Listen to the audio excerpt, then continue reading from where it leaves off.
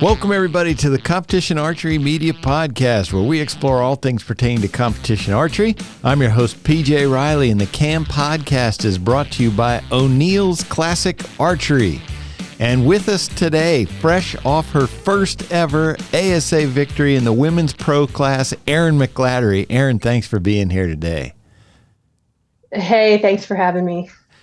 So, has that sunk in yet? Your first ASA Women's Pro win? Yeah, you know what? That one sunk in quickly because I knew that I had to take that day to kind of enjoy it. And then it's time to get ready for the next event. Like the schedule's always so busy that it's like, okay, well, that was great, but moving forward. So win or lose. And it always has felt like that for me. Like, I maybe get 1-2 days to kind of do something else, and then it's like back to getting ready for the next event. So yeah, it was great and it was a ton of fun. I'm happy that I had some friends there, that have been kind of along for the ride for a long time. So that was really cool, and it's definitely one I won't forget. Yeah, we should mention, so you're sitting here and we're talking to you 2 days, what's today, Thursday? 2 days before the start of the third leg of the IBO Triple Crown. So you're getting ready for that. Yes. Yep. This time of year, the events just kind of roll.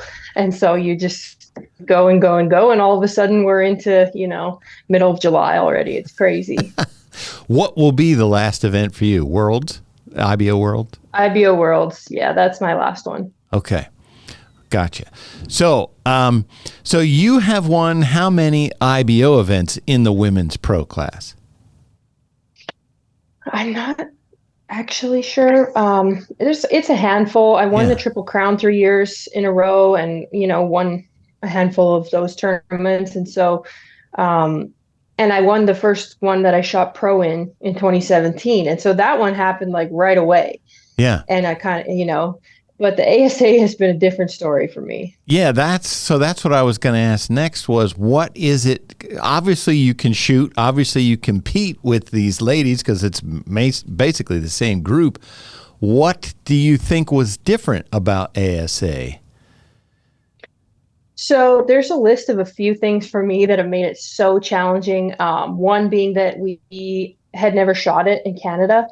Just until like last year they started shooting it, but we shot center 10s, scored them as 11s, pretty much shot IBO rules. And so when I started in 2015-16, started shooting local tournaments, it was all Reinhardt targets, which we still shoot in the IBO.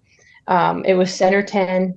And to me, there's not a ton of game planning that goes into that game. Then you go over to ASA and you've got these upper and lower 12s dangling on the edge of the 10 ring, and you slow your bow down 20 feet per second. It does make a big difference. Like for me, that's like 4 or 5 yards off of my sight tape, or I should say added on. Yeah. So you have 4 or 5 more yards to mess around with. And for me, normally mess up. But so just learning those targets, learning that game, trying to come up with a game plan, and then honestly just putting it all together, gaining the confidence to actually aim, with the intention of hitting the 12s rather than just trying to survive and trying not to leave the 10 ring. So that's been a big shift for me, is like shooting those rounds to hit 12s versus shooting those rounds to just try and hit the 10 and survive, yardage wise. I'm guessing that strategy wasn't working or wasn't getting, because you've had multiple podium finishes, we should say, at ASA, just not the wins. Yeah, and I would say in the past, mostly it was just not being confident enough in my yardage with those targets to change the game plan. Like I really just didn't see them often enough or feel like I knew them well enough or my tendencies on them to have a really solid game plan on each, target specifically. Now, in the last 2 years, I feel like I have had better quality practice and worked way more on game planning now that I can judge yardage a lot better than I, could when I started. my feeling for depth perception and like just distance in general is a lot better than it used to be. And so I finally got to the point where in practice, I'm able to get down there, 3 days early and shoot 2 ranges a day. I'll travel all over. I'll drive like a crazy person to get to all these ranges and go and try a game plan. And, for the last while, I was still playing fairly safe. And, it's been working all right. I've made every shoot down this year.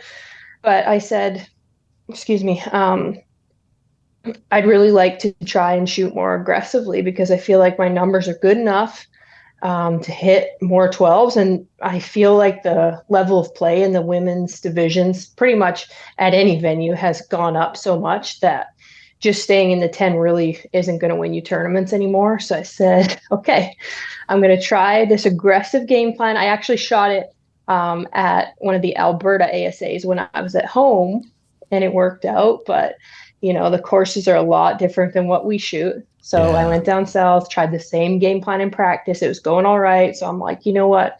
I'm just going to commit to it. And for me, that takes a lot of confidence because not for sure knowing the distance can make me nervous. Yeah. Or, and then things start to go wrong.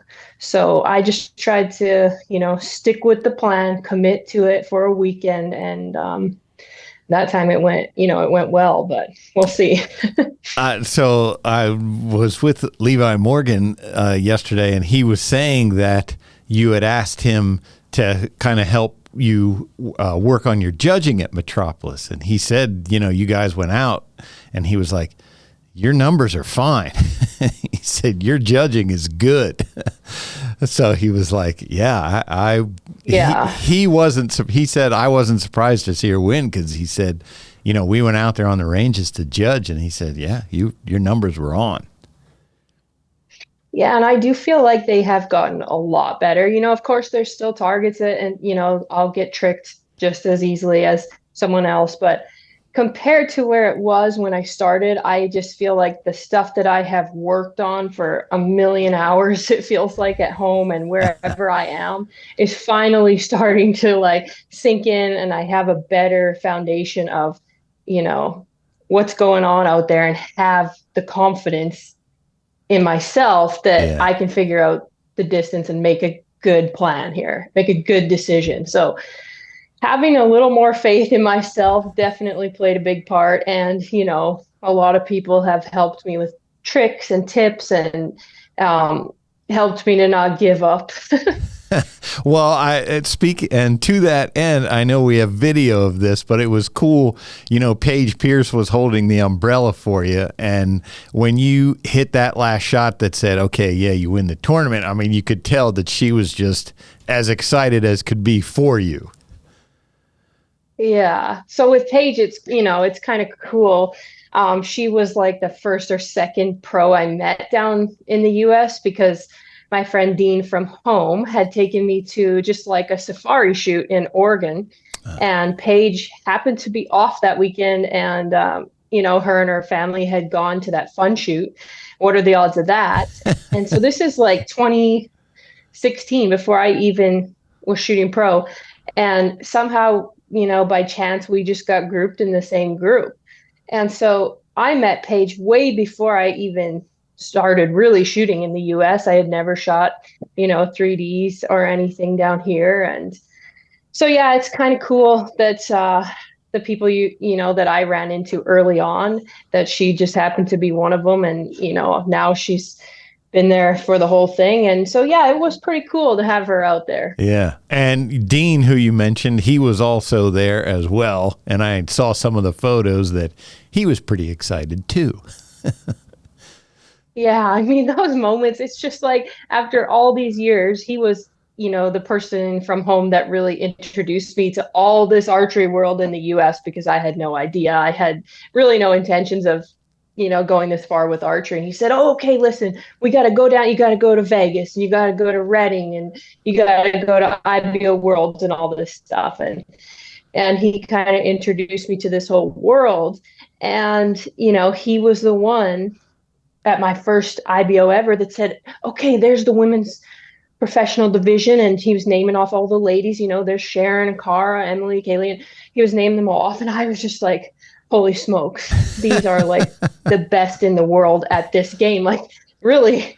And then the next year, it just worked out that I had the opportunity to go. So I was like, oh boy, okay, I'm going. So, to have Dean there, and have Paige there, two people that have been there from the very start. And, they've watched me struggle and through the ups and the downs. And so to have them both there for the first win, that was really cool. Yeah. So you have been, you said 2017 was your first year as a pro? It was. So for the ASA, that was the first one I'd ever shot. And I said, well, I'm paying all this money to come down here. I'm just going to jump into the pro division and see what it's all about. Yeah. So that was really rough. It was a very steep learning curve for me. And there were so many times where I have just felt over the years like it's impossible to win the ASA. Like I've fallen into that slippery slope of looking at the top, 3, 4, 5 women and how many years they've been doing it, how many shoot downs they've been in and all this stuff. And it's like, when you look at that and then you look at, for me, I looked at my own experience and, I didn't grow up in archery and I just thought, man, this seems like mission impossible.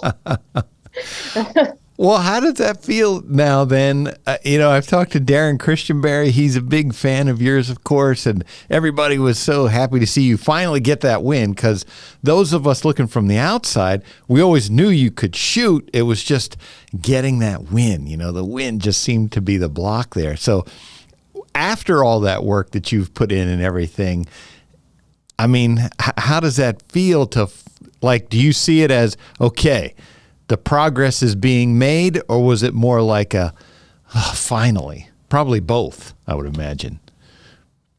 Yeah, it was both. I think it's important, to reflect and look back at where you were at, 2, 3, 4 years ago to remember that you are making progress. But it also did feel like, oh, finally, because, I have gone into the shoot down in first or tied for first multiple times and just got absolutely smoked. And the girls are just hitting bonus rings like crazy.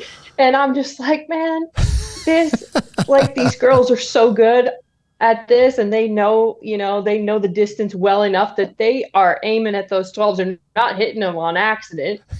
And I was just like, man, I'm not confident enough in the number to aim right at them because I'm liable to hit 2-3 inches under it. So just getting that game under control is a difficult task for me. And so to finally, feel like I'm at the point where I can compete and I can shoot at them and start to enjoy it a little bit more is really nice because I'm so competitive and I get so frustrated that at times I've said I hate it. I hate this game so much because it felt like I couldn't figure it out. Yeah. So, and I should mention, Cara Kelly's dad always chides me to say, you got to talk about the speed difference for the women, in the ASA that your max is 280. There's some wiggle room there. You get a percentage so you can get up into the mid 280s. But at IBO, it is 300 for you, for the ladies. Mm-hmm. I didn't know that. Yeah, so okay. You can for us, for the women, we can shoot 20 feet per second different. And like I said, my IBO sight tape is 4 or 5 yards shorter than my ASA sight tape because I'm able to run a fairly heavy arrow.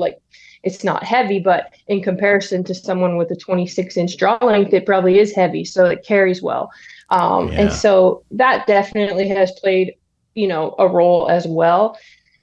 And combine that with the game itself of ASA and the strategy. And it has just been a big challenge for me. Yeah. Those numbers, that emphasizes, especially as you get out to 40 to 50 yards, man, you got to be at that slower speed. You got to be on it.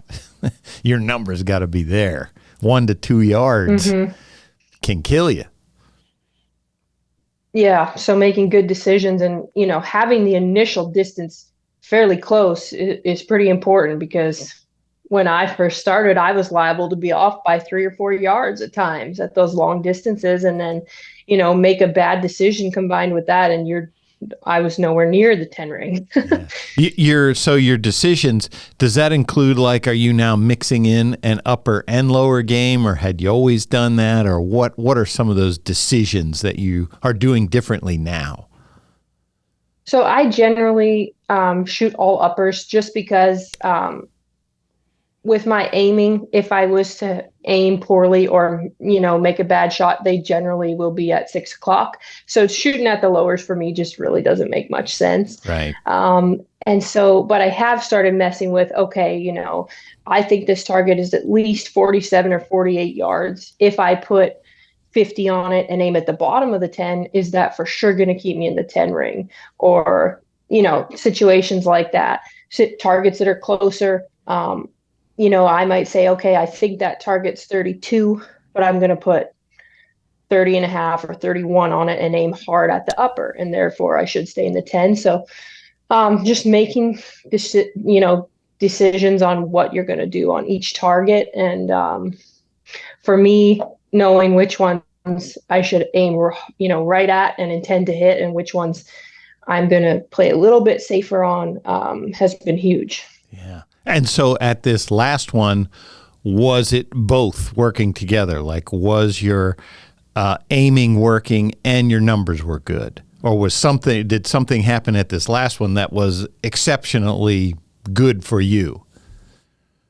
So I actually didn't have a great day one. I shot down on day one. I made a bad decision on a coyote, shot a 5 on it. It's so easy to do. You only have not very much room between the 10 and the 8 ring. So, didn't have a great day. And I said, you know what? I know better than that. I need to trust myself and, get a good feel for what the distance is, and then just be smarter. And then on day 2, we had flatter ground, which for me is generally a little bit easier to judge because I do judge a lot of ground. And we had a fairly soft range. And so I feel really confident anything under, 40, 45, 40 yards to aim at the 12. And so once I kind of got my numbers situated and felt confident, shot a couple 10s, and then I said, okay, I'm going to start aiming at them and try to catch up, because at that point I was way behind. So that's kind of, in a way, it's a fun place to be in, is when you're sitting in 5th or 4th going into, day 2, because then you can really play aggressive, and see if you can climb the ladder. And so I just had a really good day. And then the shoot down, same thing. I felt confident, and I shoot in the wind all the time at home. Yes. In Saskatchewan, it's super windy all the time. And so I saw it was windy, and I'm like, all right, just do what you do every day at home. So yeah, that's for folks who don't know. We should mention that you're from a place called Marsden, Saskatchewan, which you're going to have to look on a map to find out where that one is, because it's in the middle of nowhere. But it is. And I mean, to that end, it's prairie, which is very different from Southeast U.S., where we're in the forest and all that stuff. How difficult is that, if you can try to describe it for people, for doing what you do, practicing where you do, and then trying to translate that to Metropolis, Illinois? Yeah, the terrain is difficult for judging. So of course, most of the time it's cold at home, so we're shooting inside, which I do feel like helps my shot a ton. So I never, by the time 3D season comes around, I feel really good about my execution normally, because I've been shooting indoor until, May. So, but I have a handful of targets, and I put them out and I cut lanes and do this and do that. But yeah, the terrain where I live is fairly open, and our trees are small. Like, we have poplar trees that are not very large, just because our growing season is so short. Yeah. And so I will mow and set the few targets that I do have, after the snow is gone, and I'll shoot them a ton and move them when I'm at home, and I'll be doing good there. And then I'll come down south and everything looks so different, because the the canopy, and the trees are just so large and it's so much darker. It's very bright normally where I shoot at home. And so everything's dark. Yeah. Judging becomes difficult. So, and I then, hadn't even factored. our trees. I was going to say, I hadn't even factored that in, the light. I mean, that's got to be for you like shooting in a movie theater compared to back home. Yeah. So when I try to come like 2 or 3 days early if I can. And that first day I will just judge like crazy and try to get calibrated to, the lighting and the larger terrain, and the foliage even is just so luscious and there's so much in the trees, and there's a lot of green or else a lot of darkness and large trees. So when they set targets beside those big trees, the amount of times that I've been fooled and shot those low is crazy, because it just makes those targets look so much closer than they are for me. And you were mentioning there, you said, you'll mow after the snow comes off, but in ASA season, there could be 3 tournaments done before your snow is gone. Yeah, and that has been, another challenge with ASA is that we shoot one in February, one in March, one in April. And for those 3, for sure, I'm not shooting outside at home, probably, unless we have crazy nice weather in April. So it does help me, even though the terrain is so different, when I can shoot at home and I can shoot 3D targets and be judging and working on stuff. It makes a difference for sure. So, I have weighed out trying to get ground down south where I can be there in the winter and practice and this and that, but I just haven't been able to do that yet. Yeah. So what's that like for you? Because I know you had a career in, it was physical therapy or physical training. I can't remember which it was. Training, yeah. Training. And I still do that. Okay. I still do that online. And so that's just something I've kind of like kept up with, and I'm still able to do from the road. Yeah. Do you ever, what's that like for you? Like you were talking about, so you have some unique challenges. Chris Perkins is probably only one else at your level who is competing in the ASAs and the IBO. Well, he doesn't shoot IBOs, but the professional archery game. But he doesn't live in the middle of nowhere like you do. He's closer to the States, can get down. Does it ever get to you that like, do you ever say to yourself, man, is this worth it? Yeah, I do. And so many people say, well, it's easy, just move, and I mean, that's not two that things. Simple. One, my family's there and it's my home, and I love Saskatchewan. I'm a hunter. I love to fish. And it's just so much different than being in the U.S. where it's very, very populated. For those 2 things, I am telling you, don't move. Hunting and fishing, you're in the right place. Yeah, I really do love it so much. And so it's difficult for me to uproot my whole life and, move somewhere else for archery. It's just, I'm just not there, I guess, second thing is it used to be actually pretty easy because flights were so cheap. There normally weren't a lot of problems traveling. Car rentals were cheap. Hotels were somewhat decent. Now, everything is 3 to 4 times the cost that it used to be. So yeah, I do wonder sometimes if it's worth it, because how many years are you going to spend on the road, kind of running yourself thin to go to tournaments? It's a tough one. Yeah. It's a tough one for sure, our sport that way. Now, 2 weeks after your first ASA Pro win, where are you in that debate internally, in your mental debate over whether it's worth it or not? Oh, I mean, right now, I only have 3 events left. So my season this year has gone by fairly quickly, and all I keep thinking about is the 2 days or 3 days after IBO Worlds, I'm going to start bow hunting. And so for me, I'm just like, all right, well, I'm going to work really hard and finish these events out, and then I'm headed up north. So I just love it so much that I always look forward to it. And I actually did have, a year and a half, almost 2 years away from archery. So after that 2 year break or year and a half break, and, travel was crazy and everything was shut down, and I had missed a lot of tournaments. I just didn't know if I was going to be able to come back at all. I had no idea. I actually had gone back to school and done all this stuff because I was making plans, in case I never was coming back. And then when I had the opportunity to return, I didn't know how it was going to go, or, if it would feel like starting over. And in a sense, it kind of did. But I'm so grateful that I was just able to come back and spend more years doing this, even though travel is crazy.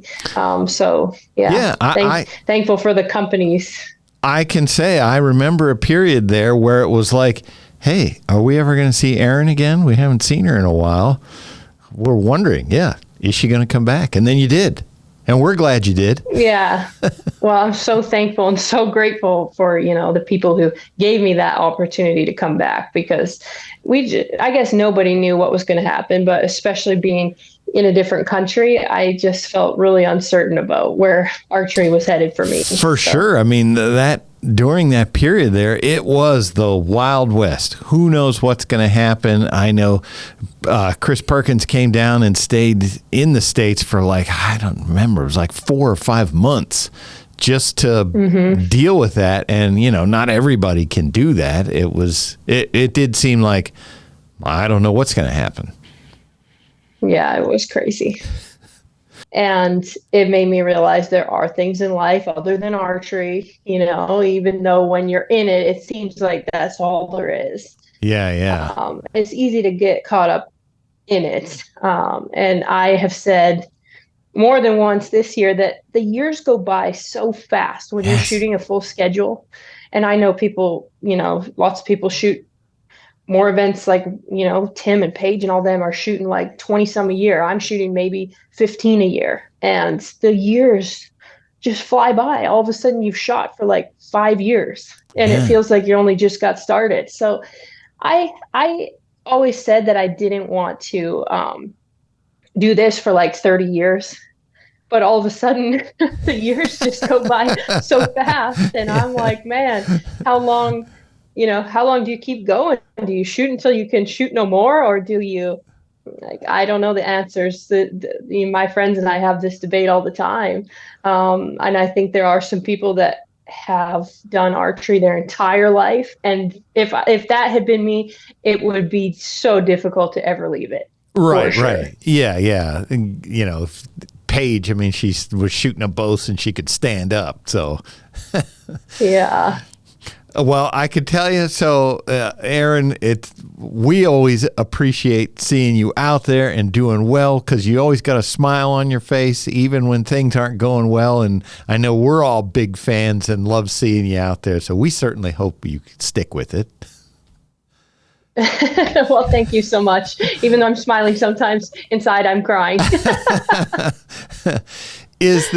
So when you make gains like this, your first ASA Pro win, what does that do for you internally? Like, does that light the fire brighter that like, all right, yeah, this is working, and now, as you mentioned, there's three more events to go, 2 IBOs, 1 ASA.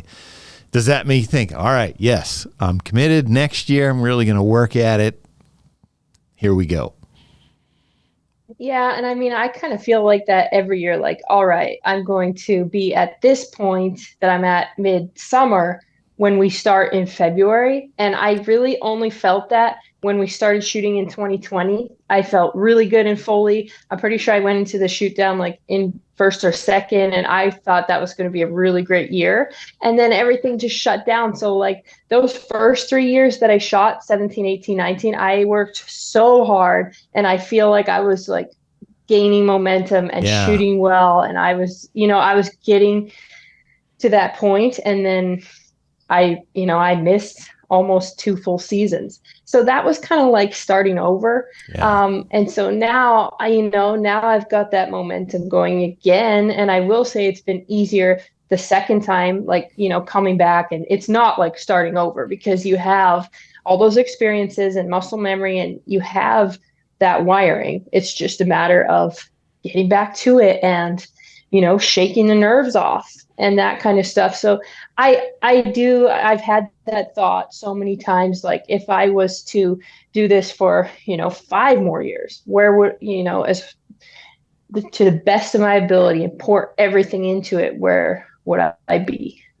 And then I think about how old I am and where I want to be in 5 years. And for me, I get, like I work at it so hard that it consumes a lot of my life. And I'm sure many other people are the same way. And for the people who have like families going on and a million other things, there's no way that they're practicing the amount of hours that I have been the last few years.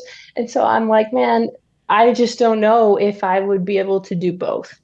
I'm not sure, because I don't feel like I have those 20 years of experience to fall back on like a lot of the top pros do. So these are all questions that, a bunch of us talk about all the time. Could we do both? Could we not? Which one, would we rather do? Those kind of things. And so those conversations, I think, on the women's range happen often. So now that you have ASA win, for you, I mean, I'm sure obviously you want to win other tournaments, IBO, ASA, but I would imagine this is a big check mark that you've been looking for. What are some others out there, that some other accomplishments you want to achieve? I always said that I wanted to get to the point where I would be competitive in the target world. And I was shooting a lot of indoor for a while and I was getting better. And then that break, after that break, I never really felt like I came back to target as heavily as I was shooting it in the past. And so I just don't feel like I ever got to my full potential on that side of things. So I would like to do some more of that. And I I always used to want to just do it all and shoot all the events and do all this and do all that. And I still, at heart, I still would love to, but it's just not doable anymore with like the way that travel is and just the way things are right now. And, I'm not 18 years old. I wish I had started when I was that age, but I'm not. And, I just don't want to be on the road every week for the entire year. Yeah. Can we ask you how old you are? Am I allowed to ask that? I'm 32. Okay. And so I didn't start really shooting until I was 26. And so I just, if I was to do it all over, I would add on like 10 years more of archery, but that's just not how it went. So I forget how you did get into target archery. Run that back for me. I forget. I know you've told me this, but I don't remember it right now. Yeah, so I played 5 years of college volleyball in Canada and did my degrees and whatnot. And then I was running a business and I just got really bored not competing in anything after that many years, all through school, competing and just training every day. And so I just decided to take my hunting bow to some local tournaments. And then there were, a lot of local people that were like, oh, you should come and do more and more. And then just in a year or so, it escalated really quickly and you should go to nationals and you should do this and that. I'm like, okay, that sounds good. And I started to get a little better and I was like, all right, well, let's just see where this goes. And like I said, in 2017, it was doable because if you watched, you could find some pretty cheap travel. And now it is not the same. Yeah. Does that, sitting here now, does it surprise you that, where you were in 2016 even, we'll go a year before that, to where you are now? Yeah, it all does seem just chaotic and really crazy with how fast everything went. And like I said, it's so busy during the season. And then once off season hits, normally I'm working and hunting like crazy. And so it goes by super fast. And like, it's just a really extremely fast pace of life. And I have said, many times, I don't know how long I want to continue on that fast pace of life. And I know I'm not the only one who feels this way, but it's Sure. so hard to cut events out or decide, okay, I'm just going to shoot this, I'm just going to shoot that, because that every experience makes you better at the next event. And so I always have like a fear of missing out. If I don't shoot indoor, I won't feel like I have as good a handle on my nerves going into outdoor season and just all these things. And I do believe that's true. It's like, if you're going to do it, you might as well do all of it. Yeah, yeah. What I was wondering is, like, as you said at your first event, when Dean's pointing out Cara Kelly, Sharon Wallace, Emily McCarthy, all those folks, that to now, here you are 2 weeks off of, you went in and competed against all of them and beat them. It is really crazy. It's all crazy to me. And I do like quite a bit of reflecting at the end of each season and the end of each year and that kind of thing. And it is crazy. And it's cool that, now I know all of these pros that the first time I watched them all shoot in Vegas, all the pros. And, I'm like, oh my goodness, there's so and so and everybody. And now, like, I know all these people. A lot of them are my good friends now, and it is crazy. And I feel like I was in kind of a unique position starting so late, because a lot of these people have been acquaintances or friends like for a good part of their life. So coming in so late, I just felt like I was in a bit of a weird position.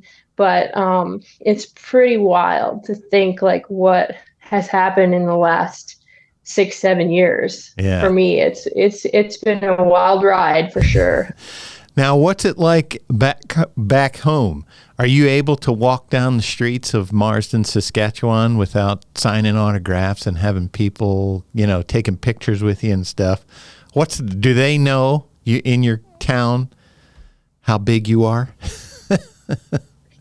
So my close friends, a lot of my close friends and family and their neighbors and people that I've known growing up follow it, and they know all the pros in archery and they kind of follow it. But outside of that, just like in general in Canada, I feel like a lot of people don't grasp how large of an archery community and archery world that there is in the US and even like, in other countries, because in Canada, it's so spread out that it doesn't seem quite as big at all. So, even some people who have no idea about archery, I'll say, oh, like there's a professional archery circuit. I tell them to kind of, simplify it. And there's different leagues, and they're like, oh, I had no idea. And so it's really different for sure. But when I would think more people like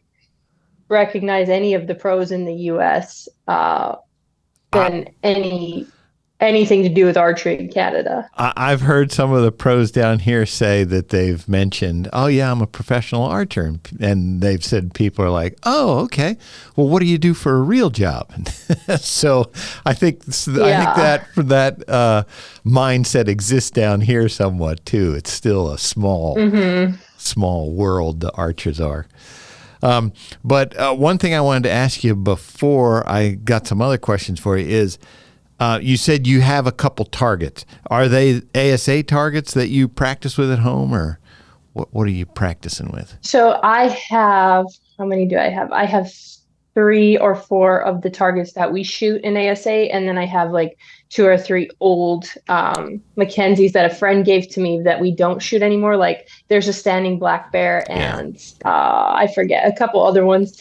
And so that's what I've got. I just haven't made that investment. And I actually said in a podcast the other day that, if I was going to do it again, I would do whatever it takes to get more targets and get some ground where I can spend more time looking at them, because I do feel like that has helped me a ton. I just did it down south, traveling to different ranges. But if you could do it at the house where you live, it would be very beneficial. Yeah, I would imagine, especially in the unknown divisions where I mean, that just having that frame of reference, that visual picture of this is what the leopard looks like at 37 yards, in addition to aiming at it and shooting it, but just knowing what it looks like at those distances.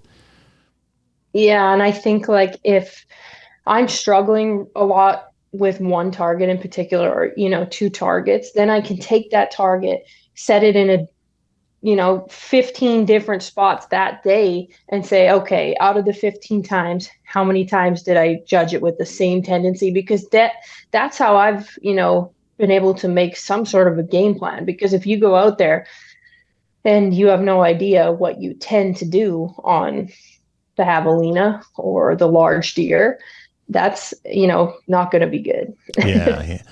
So I will ask, so what is your least favorite ASA target? Which one gets you every time? Most times, maybe not every time.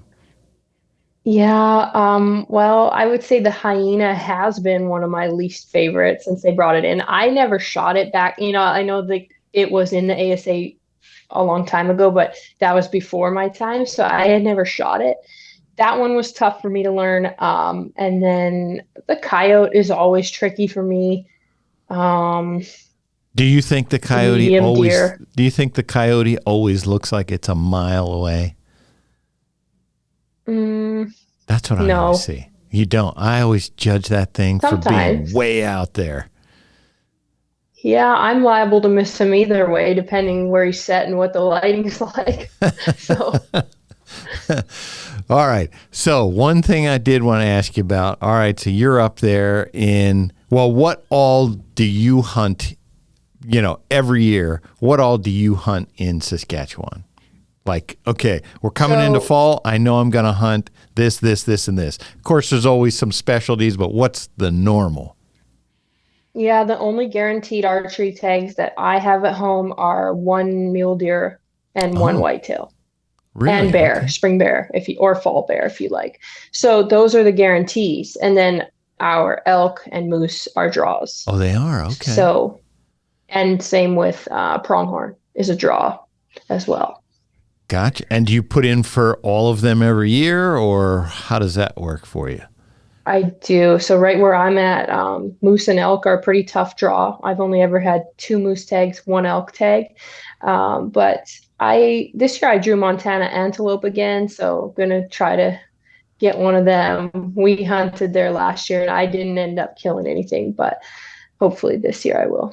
So I know there are antelope in southern Alberta. They are in Saskatchewan as well. They are.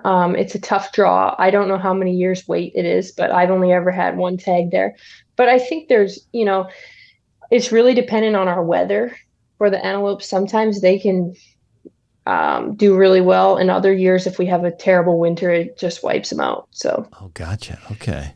All right. So you have 1. You can only hunt 1 for the rest of your life. What are you picking? Ooh, that's tough. I would either go elk or mule deer. Elk or mule deer. Okay. Gotcha. I only say that because whitetail hunting, those all day sitting still is harder for me than anything, that involves movement. So hunts where I get to move around and be active are better for me. Yeah. And so your mule deer, you're hunting them primarily in the prairie, in the open country? So actually where I live, it's not that open. We have a ton of trees. They don't really bed in the open. And so it's not like southern Saskatchewan or southern Alberta, where people generally would, come if they were going to come up for a mule deer hunt. Yeah. So where I live, it's hilly. We have kind of rolling hills and a ton of trees and farmland. So we got a good mix of everything, which is nice because we have all the animals, but it's a little tougher spot and stalk mule deer than it would be in the south for sure. Oh, gotcha. I used to go there a lot for waterfowl hunting, and I always remember setting decoys in the morning, and we'll look up and just here comes a moose walking right through the spread. And I thought, we don't have anything like that where I'm from, so it was pretty cool. It is different for sure. I don't know. I apologize. I haven't been following, but how has your IBO season gone? It's been medium, I would say. The first leg, I just didn't have a great weekend. Second leg, I had one great day and one not great day. And so it's just been up and down for me. Haven't really felt like I've got it going this year in the IBO. Yeah. So coming off of an ASA win, does that make you feel better for this weekend than you have been, or no? Yeah, it does. I feel like I've got a good setup going, and I've been judging these targets, as best as I can. We're in Nelsonville, and I've only shot here last year, but historically, I know everyone says it's the hardest one ever. Oh. So I know we're in for a challenging course. It's normally raining or some kind of weather here. It's hilly. And so I know it will be super challenging. So I think just trying not to make big mistakes is gonna be the difference this weekend. Yeah. Well, we should go through your setup. You shoot for Hoyt. Tell us which one and how it's set up. So right now for both ASA and IBO, I'm shooting the Mathews Pro 33. I was shooting the VTM 34 for a little bit. I just found that this one right now I'm the most comfortable with because I've shot it so much. So I didn't want to switch mid-season. So I'm running that. For ASA, I shoot Super Drive 25s out of it with 125 grains in the front. For IBO, I'm shooting ACEs with 100 grains in the front. Okay, so Ventum, I'm glad you mentioned that. I forgot that you shoot one of the quote-unquote hunting bows. And we're seeing kind of a trend this year, more than I recall in the past of pros shooting hunting bows. Talk about that a little bit, why this is what's working for you, and you're shooting at target at the highest level of competition that there is. Yeah, for me, those shorter axle-to-axle bows, like in the 34-inch range, have always felt the most comfortable for me. And I believe it's just because of the string angle and the way it fits my face. But I also think the hunting bows are getting so good now that they shoot, almost just as good as target bows. And you've got a little more speed to play around with. So you'll see the unknown people shooting them because they're able to run a heavier arrow, which is more forgiving, in unknown yardage. So I think that's the biggest difference. Like I know for me, I can run a way heavier arrow out of a short bow that still shoots well versus running, a super light arrow out of a target bow. So I think it's just personal preference. And like I said, I do think the hunting bows are getting so good. And I've heard so many people say, on the range, oh man, my hunting bow shoots so good. It almost shoots better than the setup I'm shooting now. And so they're thinking like, hey, maybe I should try that. And so Steve Anderson, he's the pro shooting director there at Hoyt. What's his direction to you? Obviously, he doesn't care that you're shooting, or does he care? I'll ask you. I won't assume anything. Yeah, I think that for the most part, our managers or our bosses want for us to feel confident and feel like we can win with whatever's in our hands. And if we can go and shoot well with whichever model, I don't think it's a huge deal one way or the other. I think you got to just use what works for you. And I have found for some reason that shorter axle to axle is just more comfortable. I feel like I can aim it better. It fits me better. And I've always been that way. And I always get made fun of because I'm tall. I'm tall. I have a long draw length. And everyone's like, oh, you should be shooting a 40 or 38-inch bow. And I have tried. And for some reason, I just don't feel as comfortable with it. How about that? You said you think it's because of the string angle and how everything fits your face. I think so. Yeah. That's my best evaluation. Yeah. What do you do for stabilizer? What's your stabilizer setup? So I'm shooting the AAE bars, nitrous bars, and I have 30-inch bar on the front, a 12-inch bar on the back. Okay. Ton of weight? Not a ton of weight? I just off the top of my head, I think I have 13 on the front, maybe 14, and like 22 on the back. Okay, gotcha. Yeah, middle of the road kind of as far as whether heavy or light setup. Huh, yeah. Yeah, I used to shoot. Go ahead. I used to shoot a heavier bow, but this year I've just gone lighter, and it's been working. It's just a little bit easier to control and smaller movements. Yeah, I think that, this push towards the hunting bows, to me, that would seem to make target archery more available to people if they're sitting at home thinking about a tournament. Oh, I don't have a target set up. And, well, yeah, if you got a hunting bow, yes, you do.